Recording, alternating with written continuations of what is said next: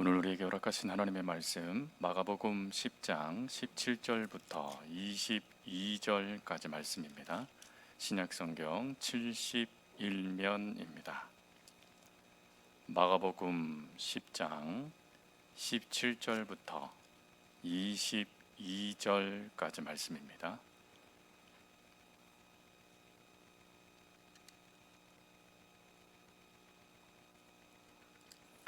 17절부터 22절까지 말씀을 함께 봉독하겠습니다. 예수께서 길에 나가실새 한 사람이 달려와서 꿇어 앉아 묻자오되 선한 선생님이여 내가 무엇을 하여야 영생을 얻으리이까? 예수께서 이르시되 네가 어찌하여 나를 선하다 일컫느냐? 하나님 한 분 외에는 선한 이가 없느니라. 네가 계명을 안 하니 살인하지 말라, 간음하지 말라, 도둑질하지 말라, 거짓 증언하지 말라, 속여 빼앗지 말라, 내 부모를 공경하라 하였느니라. 그가 여짜오되 선생님이여 이것은 내가 어려서부터 다 지켰나이다. 예수께서 그를 보시고 사랑하사 이르시되 내게 아직도 한 가지 부족한 것이 있으니 가서 내게 있는 것을 다 팔아 가난한 자들에게 주라. 그리하면 하늘에서 보화가 내게 있으리라.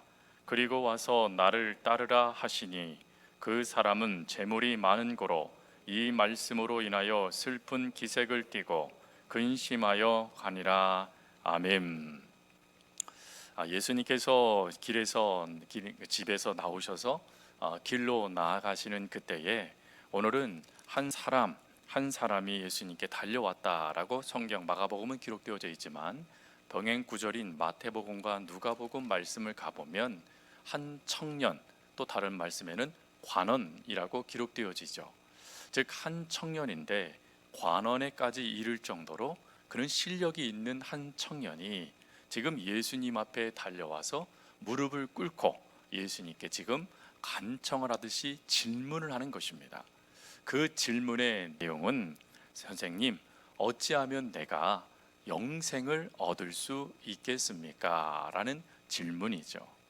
여기서 이 얻다라는 단어부터 좀 살펴보면 이 얻다라는 이 단어의 의미는 기업을 물려받다, 상속을 받는다 라는 의미입니다.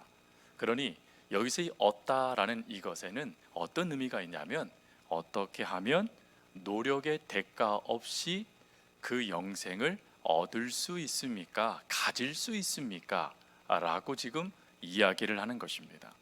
그러나 여기 이 대가 없이 바라는 이 앞에 무슨 말씀이 또 기록되냐면 어떻게 무엇을 하여야 라는 말씀이 기록되죠. 여기서 이 무엇을 하다라는 이 말씀은 율법을 지키다 라는 말씀과 같은 의미입니다. 그러니 이 의미는 무엇이죠? 내가 무엇을 행해서 충족돼야지만 이 유산, 이 기업을 공짜로 받을 수 있겠습니까? 라고 말하고 있는 것입니다. 근데 이 질문을 통하여 우리 이 청년이 어떤 생각을 갖고 있는지를 우리가 발견하게 되는데 그것은 영생을 내 노력, 내 수고를 통하여 그리고 율법의 기준에 따른 무엇인가를 충족됨을 통하여 받을 수 있는 것이라고 생각을 했다라는 것입니다. 근데 이런 생각을 하면서 맨 앞부분, 이 말씀을 하기 전에 앞부분에 예수님을 향해서 이 청년이 뭐라고 이야기하냐면 선한 선생님이여 라고 이야기를 합니다. 예수님은 이 말씀을 붙잡으셔서 지금 이 청년이 말하고 있는 것, 어떻게 충족될 수 있습니까? 어떻게 행해야 내가 그 기업을 얻을 수 있습니까? 라는 그 질문에 대한 답을 주세요. 그 답이 첫 번째로는 내가 이 청년을 향하여서 어떻게 나에게 선하다라고 말할 수 있느냐라고 말씀하며 선한 분은 하나님밖에 없다라고 이야기를 합니다. 여러분 이 말씀을 듣다 보면 조금 이해가 되지 않죠. 왜 그렇습니까? 분명한 것은 이 청년은 영생을 얻을 수 있는 길을 예수님께 질문했습니다. 근데 예수님은 그것에 대한 답을 하시는 게 아니라 하나님 외에는 선한 분이 없다라는 마치 동문서답과 같은 말씀을 하셨다라는 것이죠. 그럼 왜 예수님이 이렇게 말씀하셨을까요? 여기에 중요한 의미가 있습니다. 지금 이 청년이 예수님께 뭐라고 얘기하냐면 선하신 선생님이라고 말을 했죠. 그 관점을 지금 예수님은 선의 기준을 누구에게로 돌리고 있냐면 하나님께로 돌리고 있습니다. 그러면 이걸 뭘 의미하는 것이냐면 이 땅에 어느 누구 사람 어느 사람도 선할 수 없다는 것입니다. 유일하게 선하신 분이 계신다라면 그분은 하나님밖에 없다라는 것을 말씀하시는 거예요. 그리고 이 말씀은 조금 더 깊게 들어가면 인간의 어떠한 수고로도 영생을 얻을 수 없다라는 말씀을 하신 것입니다. 여러분, 이 말씀을 하시면서 즉시 이 청년에게 우리 주님이 또 뭐라고 이 청년에게 뭘 말씀하시죠? 율법에 대한 것들을 말씀하세요. 십계명을 얘기하시는 것입니다. 그 십계명을 이야기하자 이 청년이 눈이 번쩍 뜨입니다. 왜 번쩍 뜨일까요? 그것은 이 청년이 어려서부터 준행해 오며 선의 윤리 기초를 삼았던 게 율법이었기 때문에 그렇습니다. 익숙한 구절에 대한 예수님의 말씀이 들어오니까 위축됐던 마음이 확 기지개를 펴듯이 펴지면서 아, 예수님, 나 그거 다 지켰습니다 라고 대답을 하게 만듭니다. 근데 여러분, 여기에서 중요한 걸 우리가 또 기억하셔야 돼요. 이 청년이 지금 예수님께 뭐라고 얘기하냐면 내가 다 지켰습니다 라고 이야기를 했습니다. 근데 이 이야기를 하기 전에 예수님은 뭐라고 말씀하셨죠? 인간은 절대로 선할 수 없다. 즉 인간의 어떤 노력으로도 하나님의 뜻을 이룰 수 없다라는 말씀을 하셨잖아요. 근데 그 말씀을 들려들었음에도 불구하고 이 청년은 내가 다 지켰습니다 라고 말을 하고 있는 것입니다. 그럼 여기에서 중요한 의미를 발견해야 되겠죠. 이 청년이 말하고 있는 다 지키다 라는 이 단어가 중요한데, 이 단어는 헬라어로요 에필락시스라는 단어입니다. 좀 더 다른 말로는 에필락시스맨이라는 단어인데, 이 단어의 의미는 어떤 뜻이 갖고 있냐면 어기지 않도록 스스로를 위해 경계하다 라는 뜻을 갖고 있습니다. 근데 이렇게 어기지 않도록 스스로 경계하면서 이것들을 지켰는데 주어가 누굽니까? 하나님을 위해 지켰나요? 아니잖아요. 내가 어려서부터 다 지켰나이다. 그러니 이건 뭘 의미하는 것입니까? 자기가 자신을 위해서 계명을 지켰다라는 뜻입니다. 즉 하나님께서 율법을 허락하신 목적은 하나님의 은혜, 긍휼함이 우리 인간에게 왜 필요한지를 깨닫기 위하심이에요. 그래서 성경은 율법은 죄를 깨닫게 하기 위함이다 라고 말씀하셨잖아요. 근데 이 청년은 그걸 통해서 하나님을 만난 게 아니라 오히려 율법을 지킴을 통해서 자기 의를 드러내는 도구로 율법을 사용했다라는 것입니다. 여러분, 자기 의로 자기를 드러내기 위해 율법을 지키는 자들을 우리 주님이 뭐라고 말씀하셨죠? 외식하는 자들이라고 말씀하셨죠.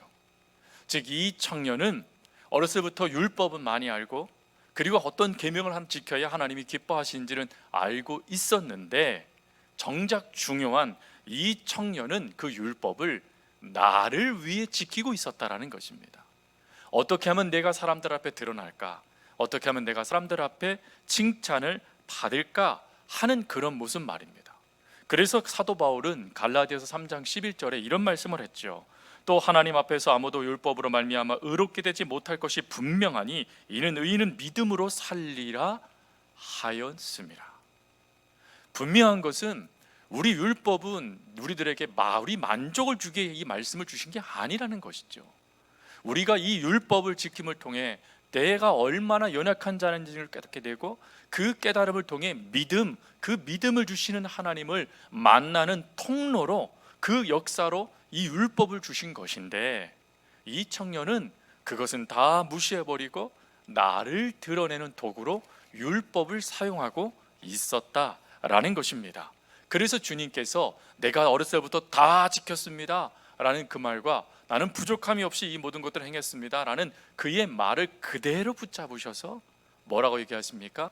너에게 한 가지 부족한 것이 있다. 그러면서 내 소유를 다 팔아 가난한 사람들에게 주고 난 뒤에야 너는 나를 따라라 라고 말씀하세요. 여러분, 여기서 주님이 이 청년의 질문, 어떻게 해야만 영생을 얻습니까? 라는 이 질문을 우리 주님이 무시하지 않으세요. 이 질문에 대한 답을 지금 여기서 주고 계시는 것입니다. 이 질문의 답은 무엇이죠? 예수님을 따르는 것이라는 겁니다. 근데 예수님을 따르기 위해서 반드시 삶에서 이렇게 털어버려야 될 게 있다는 것이죠. 그게 뭡니까? 물질이라는 것입니다. 그렇다고 여러분이 갖고 있는 돈 필요 없다는 뜻이 아닙니다. 지금 이 청년이 왜 외식하고 또 이와 같이 주님 앞에 나와서 자신을 자랑했냐면 그 당시 사람들이 갖고 있던 부의 관점 때문이었어요. 그 당시의 유대인들은 부자는 하나님의 사랑을 받는다라고 생각했습니다. 하나님의 복의 대상이라 생각했습니다. 하나님이 그의 행동을 선하다고 인정하신다라고 믿었습니다. 왜? 그 결과로 하나님이 복을 주셨다라고 믿었기 때문인 것이죠. 근데 그 생각을 이 청년도 갖고 있었다라는 것입니다. 그 생각을 갖고 있다 보니까 어찌합니까? 나 정도쯤 되면 하나님께 복받아, 나 같은 삶 살아가면 너희들도 복받아 하는 그 우쭐함이 이 청년에게 끊임없이 그 신앙을 무너뜨리는 독이 됐다라는 것이죠.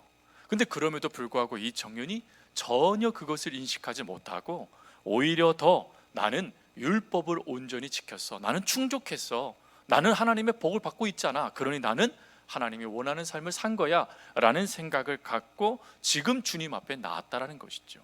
근데 주님은 아니라는 것입니다. 너에게 부족한 것이 있는데, 한 가지 반드시 해야 될 것이 있는데, 그것은 가난한 사람들에게 네 것을 다 나눠주고 나를 따르는 것, 영생을 주는 나를 따르는 것이라고 말씀하신 것이죠.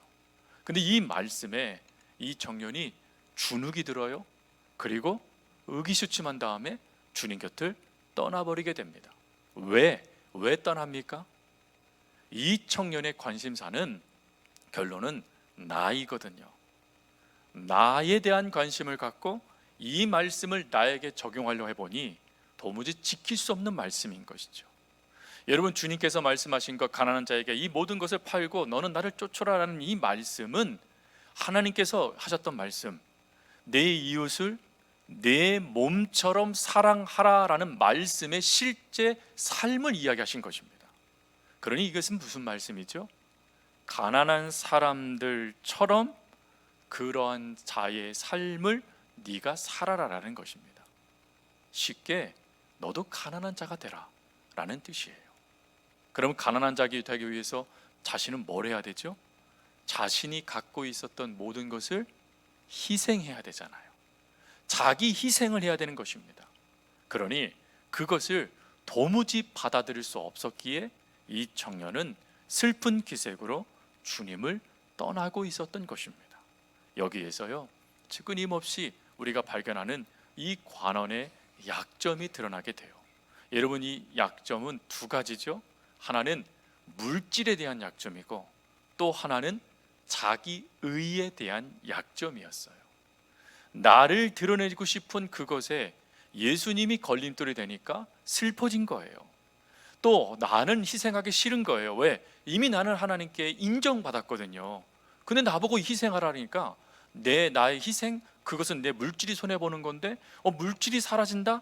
그러면 이 당시 유대인들의 관점에서는 저주를 받는 건데 내가 왜 저주를 받아야 돼? 나는 하나님께 인정하는 자야. 그러니 나는 이거 포기할 수 없어 라고 하는 그 모습이 그에게 약점이 되어져서 정작 중요한 영생 구원을 얻을 수 있는 분을 만났음에도 그 주님을 믿지 못하고 떠나게 되는 그 기억사가 되어졌다라는 것입니다.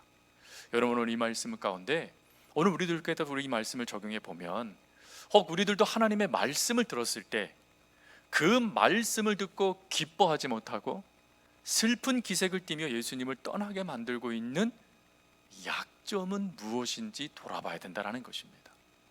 지금 끊임없이 하나님을 믿고 하나님을 따라감에 있어 그 하나님을 온전히 믿지 못하도록 우리의 삶을 붙잡고 있는 약점, 우리의 삶을 끊임없이 좀먹고 있는 약점이 무엇인지를 우리는 발견해내야 된다는 것입니다. 그리고 그 발견해낸 것을 통해서 주님을 만나야 되는 것이죠. 책 중에 반점이라는 책이 있어요.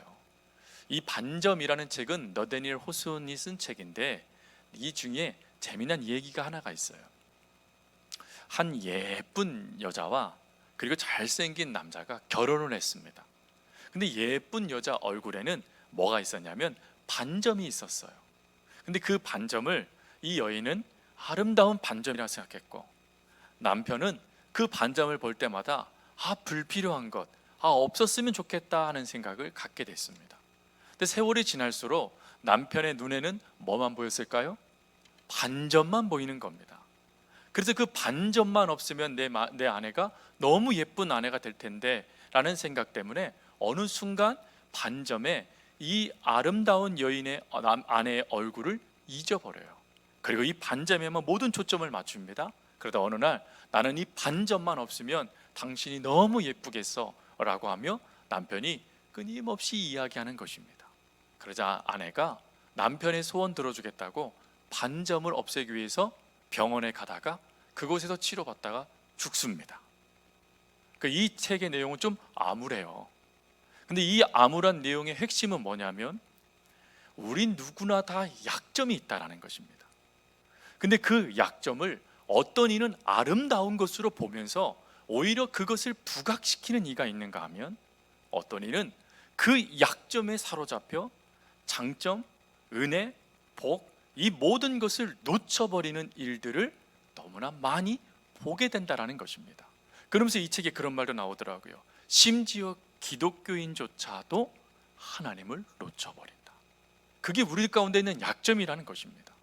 근데 이러한 약점이 아름다운 약점이 되는 이들이 있잖아요. 그게 누구죠? 사도 바울이요. 여러분, 사도 바울은 자신이 자랑할 것이 있다라고 하며 자랑한 목록들을 쭉 이야기해요. 근데 그 자랑 목록들을 보니까 자랑할 목록이 아니에요. 하나같이 다 약점이었습니다.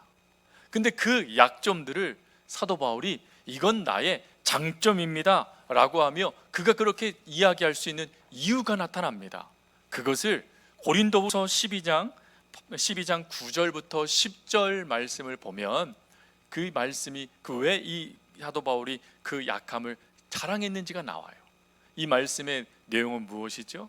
내가 이 나에게 주어진 이 약함이 내게 족하다는 하나님의 말씀을 들었다라는 거예요. 근데 그 말씀을 들었을 때 내가 기뻤다는 것입니다. 왜 그렇죠? 하나님은 그 약한 것들을 통하여 강함으로 바꾸시는 분이시라는 것을 경험했기 때문에 그렇습니다. 즉, 나의 이 약함이 사람들의 입에 올라가면 가시거리예요. 끊임없이 껌처럼 씹어요. 끊임없이 나를 무시해요. 그런데 주님이 그 약점을 붙잡으시고 또 그 약점을 붙잡고 있는 그 하나님을 사도 바울이 바라보니까 오히려 그것이 내가 하나님을 더 온전히 믿을 수 있는 역사가 됐고, 그리고 그 수많은 사람들의 이야기 가운데 매몰돼서 끊임없이 그 속에 좌절될 수밖에 없는 내 모습이 오히려 하나님을 바라볼 수 있는 통로가 됐다라는 것입니다. 그래서 나는 이 약함을 뭐한대요? 자랑한다. 부득불 자랑할 것이 있으면 나는 예수님의 십자가만 자랑하지, 나는 그 모든 것들은 배설물로 여겨 라고 하며 그가 십자가 외에 유일하게 자랑한 게 그의 약점들이었다라는 것입니다.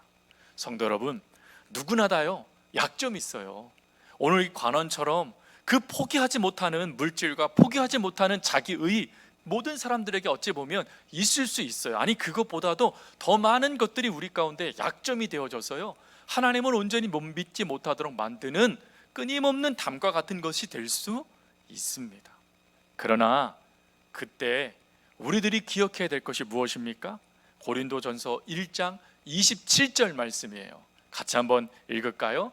그러나 하나님께서 세상에 미련한 것들을 택하사 지혜 있는 자들을 부끄럽게 하려 하시고 세상에 약한 것들을 택하사 강한 것들을 부끄럽게 하려 하시며. 아멘. 약한 것을 택하신다는 거예요. 여러분, 이것이 은혜지 않겠습니까? 나는 이게 약점이에요. 나는 이게 늘 불만이에요. 그런데 하나님이 그걸 붙잡으신다는 거예요. 하나님이 그걸 붙잡으셔서 강함으로 바꾸셔서 하나님의 은혜를 나타내는 도구가 되게 하신다라는 거예요. 그럼 여러분, 이 약점 때문에, 내가 갖고 있는 그 부끄러움 때문에 주눅 들 필요가 있습니까? 없습니까? 또 그렇다고 또 있습니다 이러면 안 됩니다. 있지 않습니다. 왜요? 주님이 그 약함을 붙잡으시거든요. 주님이 그 약함을 붙잡으시기 때문에 더 이상 여러분들이 갖고 생각하는 그 약점은 약점이 아닌 거예요. 오히려 여러분들이 하나님을 만나는 통로고 믿음을 세워가는 역사가 되고 또 다른 세계를 향하여 발을 내딛고 나아가는 디딤돌이 될 수 있다는 것이죠. 여러분, 이것을 믿고 내 안에 있는 약점이 무엇인지를 먼저 발견하세요. 발견하신 다음에 그 약점을 가지고요, 지금 내가 누구 앞에 있는지를 기억해내세요. 지금 이 청년은 예수님 옆에 있었어요. 그 약점을 이미 아시고 심지어 이 청년을 주님은 사랑하셨다라고 말씀하셨어요. 즉 이미 이 청년의 그 약점을 사랑하셔서 하나님의 뒤를 따라가는 자녀가 되도록 만들고 싶은 그 소망이 있었다라는 것입니다. 근데 이 청년은 주님을 떠나요. 여러분도 그러시겠습니까? 아니요. 우리의 약점을 아시고 우리를 사랑하시며 그 약점을 통해 하나님의 역사를 이루어 가실 그 주님이 지금 우리와 함께 하세요. 그러니 그 하나님을 믿고 여러분들의 약점을 주님께 내어 맡기며 기도하세요. 하나님, 이 약함이 하나님 손에 들려졌을 때 강함이 되게 해주십시오. 그리고 저의 이 약점이 하나님을 바라보지 못하도록 만드는 담이 되는 게 아니라 이 약점이 오히려 하나님을 날마다 바라보며 하나님만을 의지할 수 있는, 그래서 하나님께 늘 초점을 맞추며 살아갈 수 있는 하나님 역사가 제 안에 이루어질 수 있도록 도와주십시오 라고 기도하십시오. 그러면 하나님은 그걸 통해서 여러분들에게 하나님께서 허락하실 수많은 은혜와 복들을 더하십니다. 사도 바울은 이 은혜를 우리가 놓치지 않기 위해서요, 고린도후서 4장 7절에 이런 말씀을 했어요. 우리가 이 보배를 질그릇에 가졌으니 이는 심히 큰 능력은 하나님께 있고 우리에게 있지 아니함을 알게 하려 함이라. 여러분, 저와 여러분 속에 누가 계시죠? 하나님 예수님이 계세요. 여러분, 우리가 같은 질그릇, 쉽게 깨질 것 같은 약점투성이 이 안에 누가 계세요? 하나님이 계세요. 그러면 이 하나님께 계신 이 하나님이 오늘 고린도후서 4장 7절 말씀처럼 여러분 속에 큰 능력이 되게 역사하실 걸 믿으십니까?